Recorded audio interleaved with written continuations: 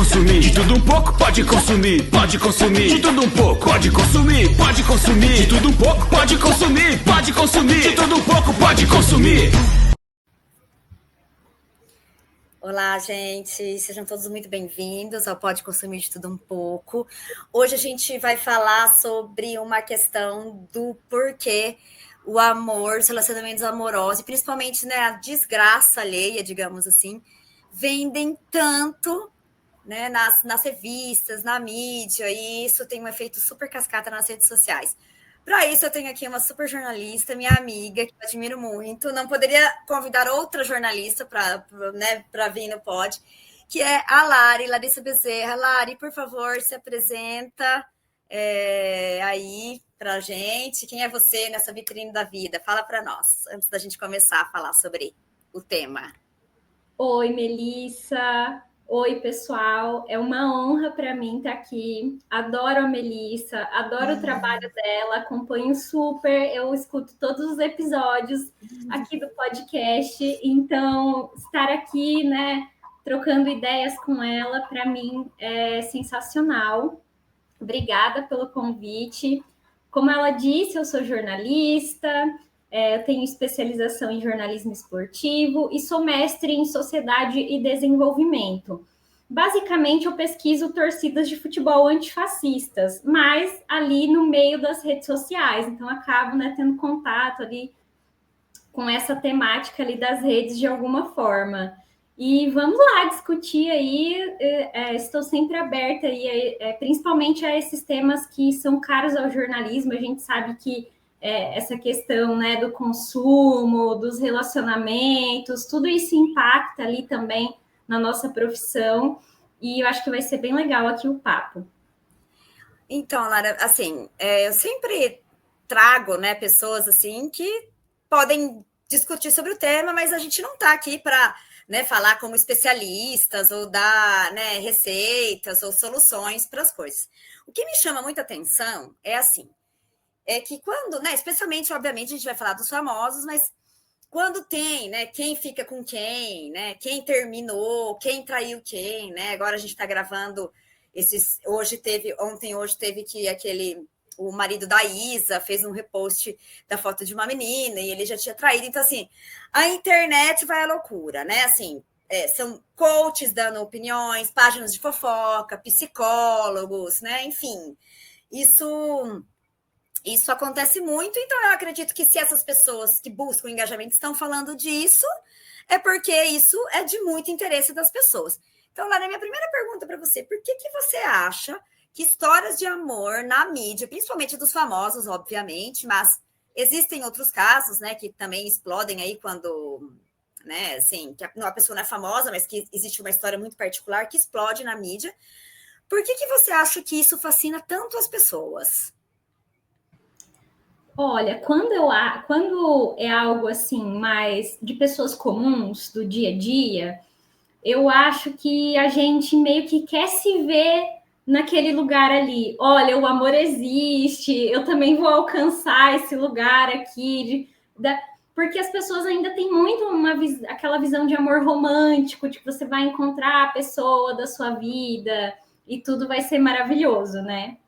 E quando é uma questão assim dos famosos, tem até uma teoria do Edgar Morin, um estudioso francês, que fala sobre indústria cultural e tal, e ele fala assim que ele pensou mais nos famosos de Hollywood ali, mas a gente, né, hoje em dia pode aplicar, inclusive, para os influencers digitais, né?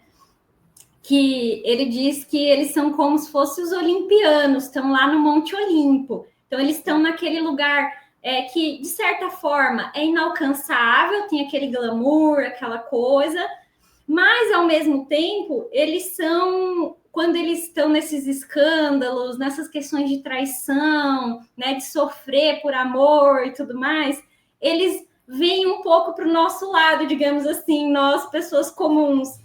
E aí vai gerando esse fascínio que as pessoas enxergam nessas histórias, de empatia, ou de torcer contra um casal, ou de torcer a favor, de gostar, de não gostar.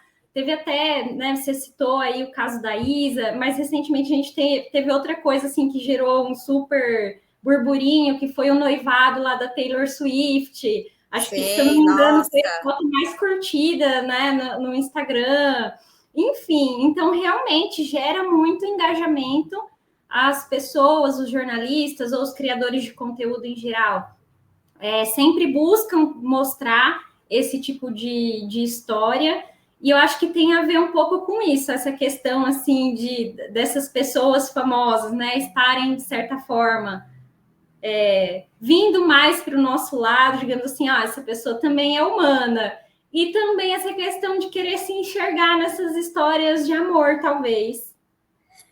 Assim, o negócio da Taylor Swift foi muito interessante. Eu acompanhei bastante, eu gosto de acompanhar, né? Não pela vida da famosa em si, assim, mas isso. Ela também, pelo que eu entendo, teve algumas desilusões amorosas aí, né, no decorrer da vida dela. E aí agora que ela é, né, pedida em casamento, toda a performance do amor romântico, com um anel gigantesco, com as flores, né, um cara bonito, bem-sucedido, enfim.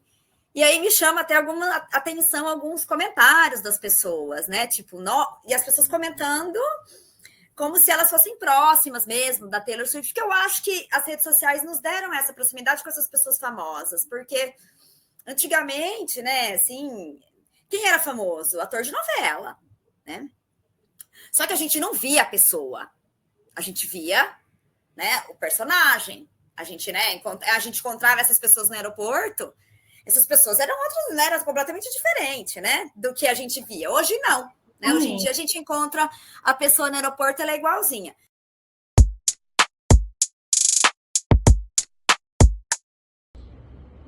Nessa primeira reflexão, quero falar sobre símbolos e performance. Hoje, para um relacionamento ser considerado bom, parece que precisa vir acompanhado de performances visíveis, pedido oficial com anel, flores, declarações nas redes sociais, posts românticos. Quando tudo isso acontece entre pessoas famosas, ricas, bonitas e bem-sucedidas, mexe ainda mais com o nosso imaginário. Será que eu vou ter isso também algum dia? Essa vontade de buscar um relacionamento nesses moldes não é apenas individual. Ela está enraizada na nossa estrutura social e é reforçada pela mídia, pela indústria cultural e pela própria cultura que nos atravessa. Os relacionamentos amorosos, neste cenário, deixam de ser apenas encontro entre pessoas e passam a carregar um peso simbólico. Viram espetáculo, produto de desejo coletivo e até parâmetro de sucesso pessoal.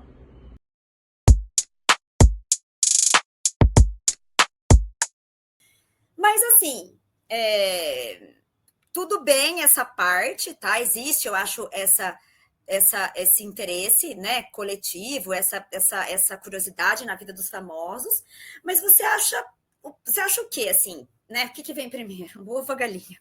A mídia cria, né, hoje em dia, essas narrativas, ou simplesmente a mídia surfa na onda porque são coisas que estão, né? Porque relacionamento amoroso é um tema comum a todos nós, né? Qualquer pessoa, mesmo que se você não queira se relacionar, né, você vai falar disso.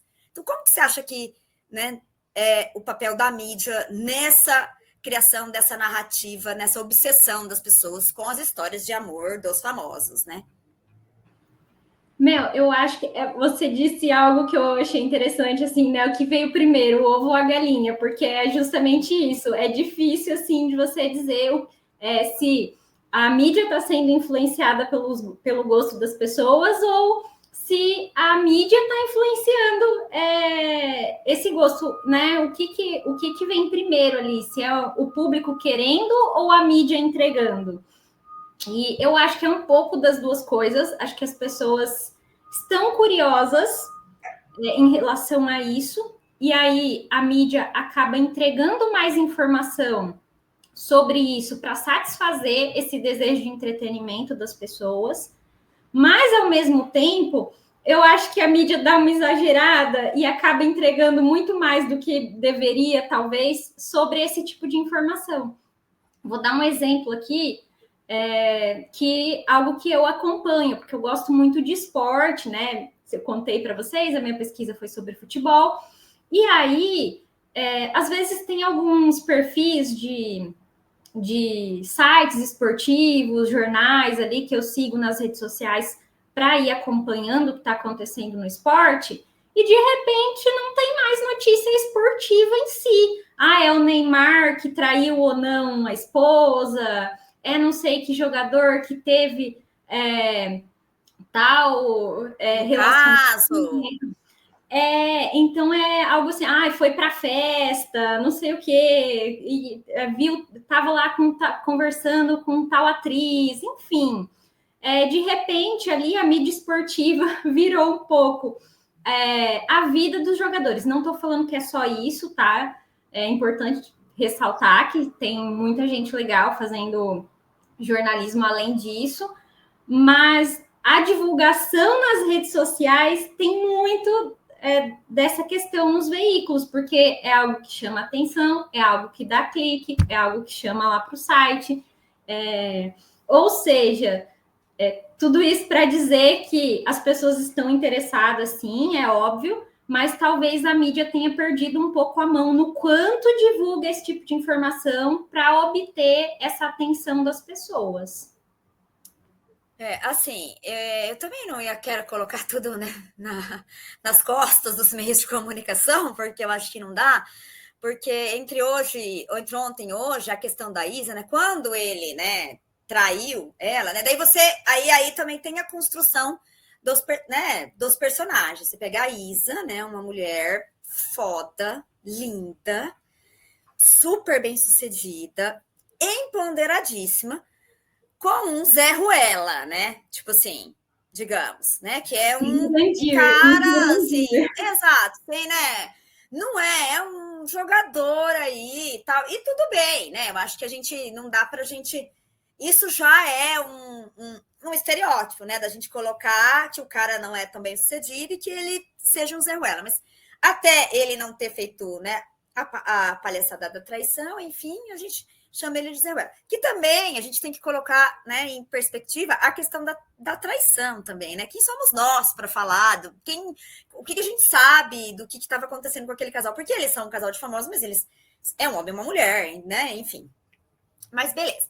Aí ela volta, e aí também tem toda uma enxurrada, né, assim, em cima dela, onde você vê até mulheres, né, assim, criticando, enfim, né? E aí você vai falar assim, poxa, né, talvez ela esteja grávida, talvez ela quer dar mais uma chance, a gente não sabe, né, como é que estava o relacionamento. Mas aí você vê também muitos criadores de conteúdos, né, tipo assim, falando, regaçando. E hoje também é uma coisa assim também que eu achei interessante, né? Interessante também.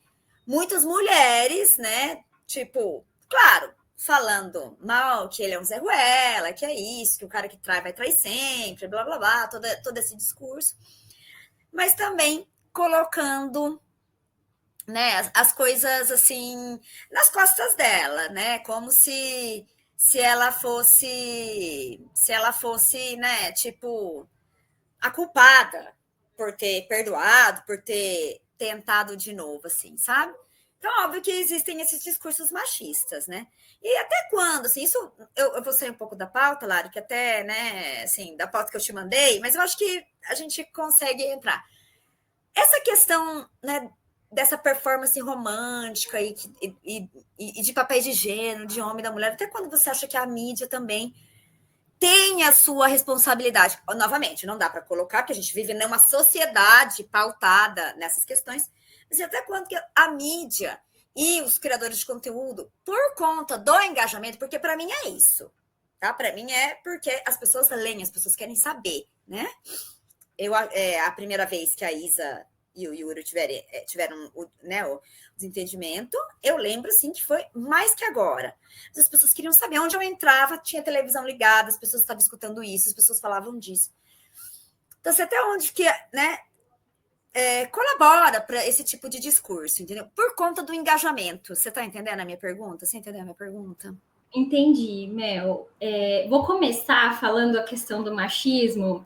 Acho que eu vou falar algo até meio forte, mas que vai dar para as pessoas entenderem esse contexto de maneira mais clara. A mulher, a sociedade culpa a mulher inclusive quando ela é violentada sexualmente. Imagina na questão de um relacionamento. Tudo acaba caindo na costa das mulheres. E é assim, não importa o que ela faça. Se ela tiver... ela começou a namorar com ele. Porque ele era um time menor, tal. Vai ser julgada por isso. Ela terminou com ele porque ele não é tão bem sucedido quanto ela. Ela vai ser julgada por isso. Ela foi traída. Ela vai ser julgada por isso. Ela foi julgada por isso. Justamente esse movimento de, tipo, das pessoas não enxergarem, né, que ela é uma mulher que deveria aceitar a traição, enfim, independente dos motivos dela, né, que ela estava grávida, enfim, seja o que for. Então, ela sempre vai levar a culpa de alguma forma. E isso aparece muito no discurso midiático. Eu gosto muito de estudar essas questões da linguagem que a gente utiliza no jornalismo, e a gente tem muitos exemplos de como isso sempre recai na mulher de alguma forma, por causa do discurso de gênero ali, que pende, né, para proteção, digamos assim, dos homens de alguma forma. Eu já vi notícias, por exemplo, que uma mulher foi encontrada morta e ela se relacionava com homens casados. O que isso tem a ver? O que é mais importante?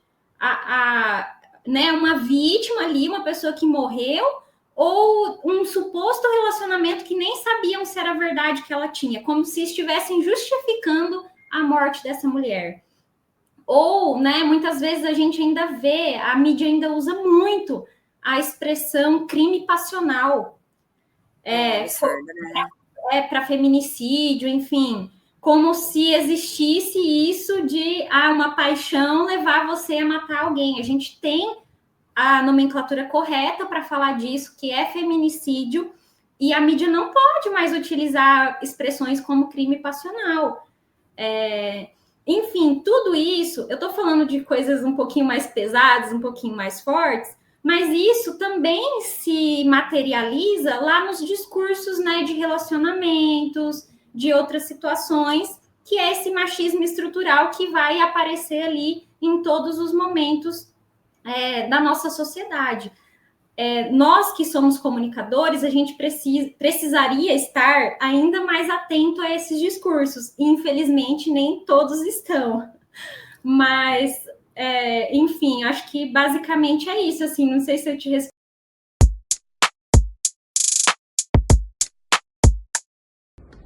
Nesta segunda nota de rodapé, quero chamar a atenção para o papel da mídia. É importante lembrar que ela não existe à parte da sociedade.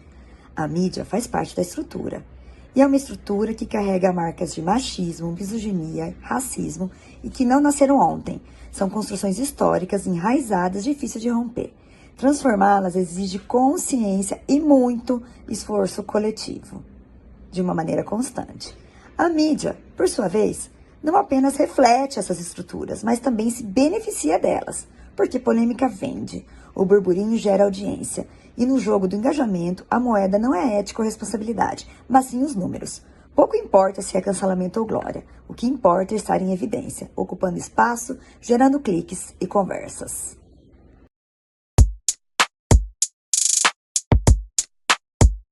Pessoas lerem. Mas uma outra coisa, partindo para um outro viés também, que eu acho que a mídia contribui, e aí também não só a mídia, a maneira com que a nossa sociedade está, né, estruturada dentro desse contexto de redes sociais, é a questão dos casais perfeitos também, sabe? Eu acho também, né? Aí os famosos, eu acho que daí eles talvez contribuam para isso, né, de alguma maneira, mas nem sempre, não acredito que é sempre que isso aconteça, mas essa coisa, né, do casal famoso. Os dois lindos, saradíssimos, gostosérrimos, com filhos maravilhosos, com casas maravilhosas, né, carreiras maravilhosas, tudo isso sempre muito documentado nas redes sociais, né? Obviamente que não todos, mas eu lembro quando o William Bonner se separou da Fátima Bernardes, que não era uma época assim de tantas redes sociais, E a gente tinha, né, esse casal perfeito. E eu não acredito que eles se portavam dessa maneira, não lembro, tá? Mas não me vem isso na cabeça agora se eles. Então, acho que a mídia também ajuda, né, a criar, assim, essa narrativa, assim, também, sabe? Do casal perfeito, de como que funciona, né? E dessa parte, assim, né? Digamos, o que você pensa, assim, né? Se a mídia, ela ajuda a gente, essa narrativa, assim, sabe? E aí isso causa um impacto na gente, porque a gente, né, não tem um relacionamento, ninguém tem um relacionamento perfeito, nem essas pessoas, mas assim, você tem seu relacionamento, sabe? E aí você olha, né, para o seu marido, para sua vida, para os seus filhos, para sua casa, para sua carreira, para o seu corpo, né, enfim. Como que isso, né, como que você falaria sobre isso, Lari? Eu acho que é muito isso que você falou, tanto que eu sempre vejo muitos comentários assim, se fulano e fulana se separaram, eu nem acredito mais no amor, porque a pessoa parecia tão perfeita, né, aquele casal maravilhoso, e de repente a Sandy e o marido dela, não lembro o nome dele, todo mundo falou isso, gente, eu não acredito mais no amor, como assim, esse casal se separou, eles pareciam tão bem, não sei o quê. E, particularmente, eu acho que ela nem é, assim, uma pessoa que aparece tanto na mídia, não, né? ela não mostra... De uma forma. Eu estava até lendo sobre ela esses dias, ela não mostra o filho dela acho que já tem uns 9 anos, ela nunca mostrou o rosto dele. Sim, então tem ela toda um pouco mais cuidadosa, assim, com essa questão da exposição. E mesmo assim, as pessoas tinham essa ideia, né, de que eles eram um casal perfeito, enfim. Mas aí da onde que vem, né? Porque assim, óbvio, a Sandy, se a gente for falar, ela tem uma imagem construída da menina, né? Da menininha perfeita, assim. Ela é minhãozinha, ela é pequenininha, ela canta muito bem, ela não se envolve em polêmicas, né? Assim, as polêmicas que ela foi envolvida, não foi de coisas que ela falou, né? Enfim, não tem nada a ver, né? Enfim. E aí ela casa, e aí existe algo assim, nossa, é um casal perfeito, né? Que eu acredito que é a mesma coisa que na época do William Bonner e da Fátima Bernardes, que, né, hoje em dia não, mas eles apresentavam o Jornal Nacional, os dois juntos, muitos anos. E numa época que a gente assistia a Globo, né? Assim, não era uma época que hoje a gente tem muitas opções, mas numa época a gente assistia a Globo. Então da onde que vem, entendeu? Porque se não vem deles, né? Vem da onde? Você acha que a mídia influencia? Você acha que é o coletivo que se fantasia para fugir, né, da própria realidade? Enfim. Mel, eu acho que é um pouco do que eu falei naquela outra questão, de uma coisa influencia, mas a outra também. Porque eu acho que é cultural. E aí, a mídia também reproduz, né, a cultura da sociedade, de alguma forma. Eu acho que as pessoas ainda têm muito na cabeça essa ideia do amor romântico, que se você conhecer a pessoa certa, tudo vai ser perfeito, não vai ter nenhuma discussão, nenhuma briga, nenhum problema, né? Enfim. E aí, eu acho que elas tentam enxergar isso em outros casais para pensar, para mim é possível. Só que a gente tem que, primeiro, colocar em mente o mais rápido possível que quando a gente fala de idealização, de amor romântico, não é que a gente está falando que o amor não existe. Pelo contrário, eu acredito no amor, eu sou uma pessoa apaixonada, eu amo meu marido, mas assim, eu não posso esperar que essa relação seja 100% tranquila 100% do tempo. Isso não existe. E é isso que essas pessoas mostram nas redes sociais.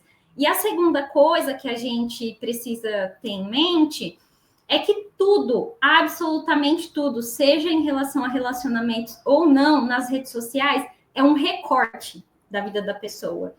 Eu posto nas minhas redes sociais meus bons momentos. Eu não vou postar um vídeo no momento que eu tô chorando, desesperado por algum problema que está acontecendo na minha casa ou com a minha família. Eu idem. Né? Então, assim, a gente... E para o relacionamento é a mesma coisa. essas pessoas, elas vão postar ali alguns momentos que, às vezes, né, pessoal, dependendo do contexto ali, são até uma certa montagem, né? A pessoa não está nem feliz, mas como ela é uma influencer digital, ela precisa ter mostrar esse carisma, esses momentos bons ali para os seguidores dela, ela vai acabar postando algo que não é real. Ah, postou uma foto bonita ali, sei lá, tipo, na academia com o parceiro. Mas eles nem estavam felizes, eles não estavam se falando o dia inteiro porque brigaram por algum motivo, entendeu? Gente, eu conheço pessoas que inventam uma vida na rede social.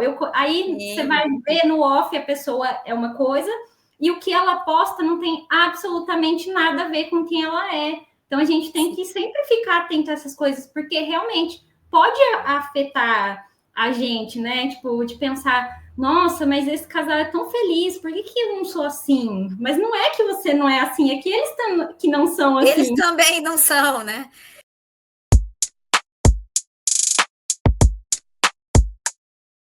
Nesta terceira nota de rodapé, quero falar sobre amor romântico e redes sociais. O amor romântico não é simplesmente um sentimento, é uma construção social extremamente prejudicial à nossa saúde mental. Ele cria expectativas irreais, listas de requisitos, comportamentos performáticos, tudo embalado como se o final feliz fosse o que todos deveriam buscar. Quando esse ideal encontra as redes sociais, o resultado é um match perfeito. Fotos ensaiadas, declarações públicas, comparações constantes. Mas por trás disso existe também o consumo simbólico. Estamos consumindo imagens, narrativas e performances de relacionamento como se fossem produtos. E ao mesmo tempo nos oferecendo como mercadoria nesse mercado dos relacionamentos amorosos. Sob a perspectiva da cultura e consumo, fica claro que os relacionamentos amorosos não acontecem no vácuo. São atravessados por valores culturais, pela lógica de mercado e pelo poder das mídias digitais.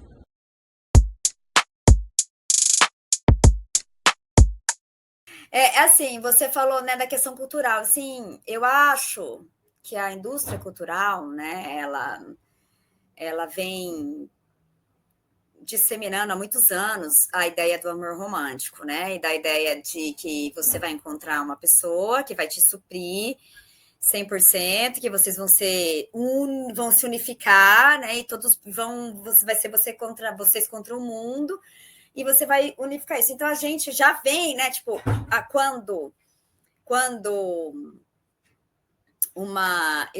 eu, né, fiz uma pesquisa com mulheres, e as mulheres que tinham um relacionamento, não todas, obviamente, mas algumas delas se sentiam um pouco superior das que não tinham, sabe? Tipo assim, eu já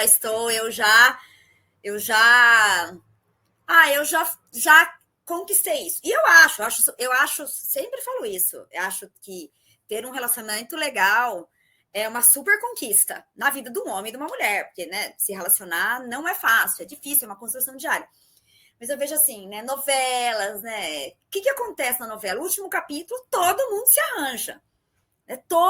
Aquele que não teve, até aquele personagem, né, secundário, que não teve muita expressão dentro da novela por conta, né, da trama, no final alguém aparece, entendeu?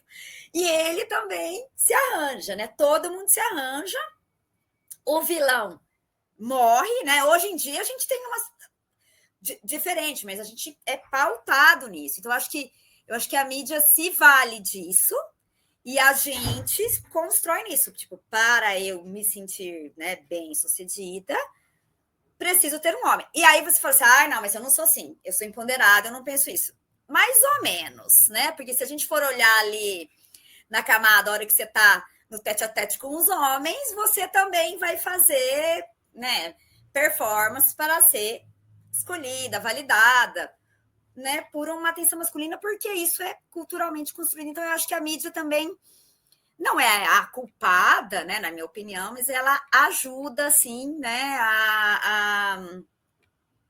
ajuda, tipo, essa perpetuação dessa coisa cultural que a gente precisa se relacionar com outra pessoa, né?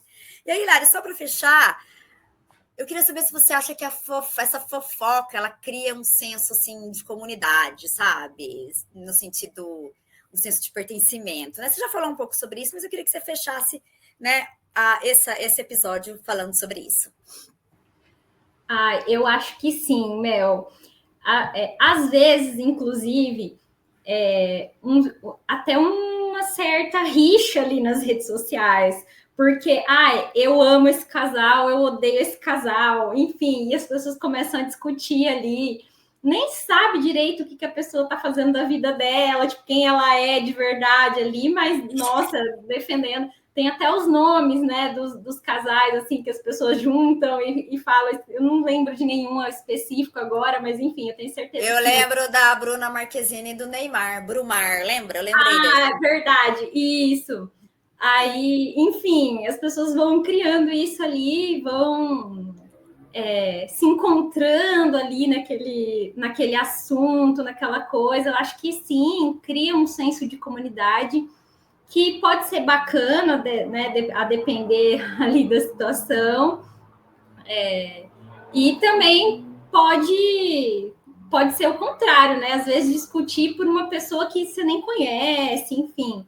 Mas é algo que a gente pode dizer até que, tipo assim, une gregos e troianos, porque às vezes a pessoa para de discutir política, não, mas nesse casal aqui a gente concorda, e aí tá tudo bem. É interessante.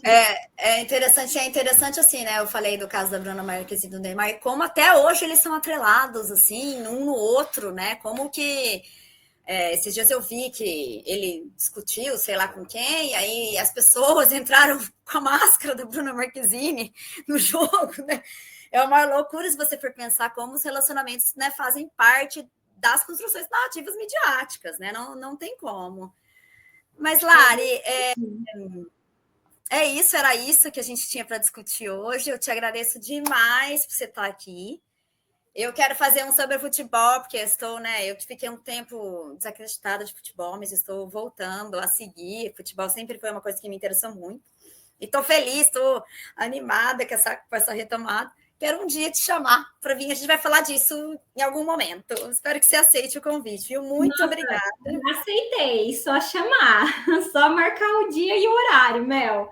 É um tema que eu adoro e que com certeza a gente vai conseguir falar aí sobre coisas bem legais. Acho que o nosso papo é bem bacana.